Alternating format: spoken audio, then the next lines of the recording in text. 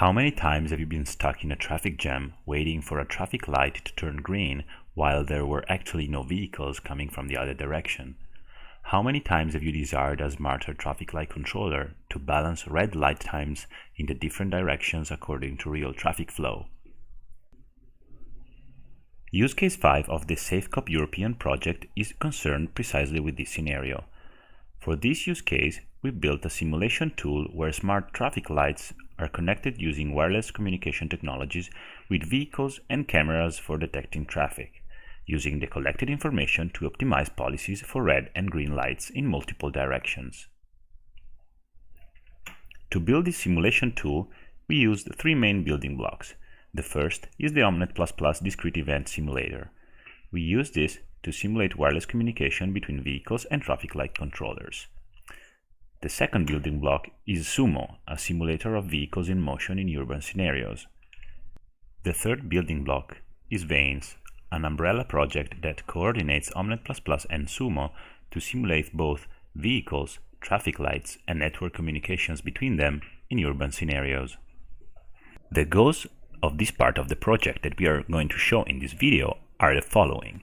First of all, we wanted to adapt the traffic light control policy to the actual vehicle flow. Second, we wanted to reduce the queues, the waiting times, and the pollution. We also wanted to be robust against errors in vehicle detections from cameras. Finally, we wanted the control algorithm to be resilient against accidents and stuck vehicles that might block the roads. In this demo, we are going to show how the implemented control algorithm actually improves the traffic flow across multiple crossings in a flexible way that can reactively adapt to accidents and unbalanced traffic conditions. On the left, we have an unoptimized static control of the traffic lights, where the red light have the same duration on all directions. On the right, we have the optimized smart version with redundancy and adaptive control. The light blue blocks in proximity of the road crossing represent areas of the street that are observed by cameras to detect vehicles and incoming traffic. We are now going to start the two simulations together and see how they evolve.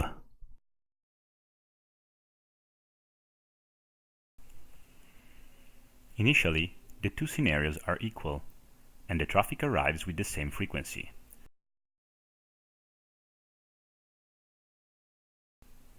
As we can see, the unoptimized version starts accumulating queues quite soon, whereas the optimized version is able to adapt to the traffic flow. Most importantly, it never penalizes too much the traffic coming from any direction.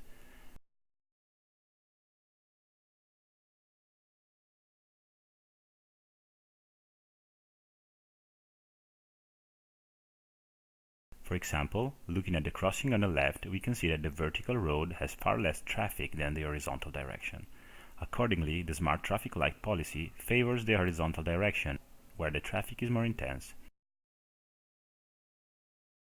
On the crossing on the right, instead, the traffic is more intense in both directions, with slightly more cars coming from above than from below. Also in this case, the algorithm adapts, keeping the two directions more balanced to limit queues.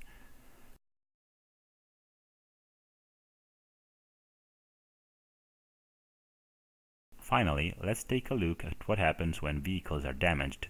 Both simulations inject random faults into vehicles that suddenly stop obstructing the way. As we can see, the unoptimized version is not very good at compensating these situations, allowing long queues to accumulate with vehicles literally stuck for long periods. On the other hand, the optimized version can mitigate the situation. It is important to stress that this mitigation does not necessarily require the communication between damaged vehicle and traffic light controller. If the stuck vehicle cannot communicate with the traffic light, it still affects the traffic flow, which makes the control algorithm adapt to the new conditions. This is important because it means that this technique can be used successfully even without requiring the full compliance of all the vehicles, and that it can be slowly rolled out in scenarios when only a portion of the vehicles is aware of the smart traffic light.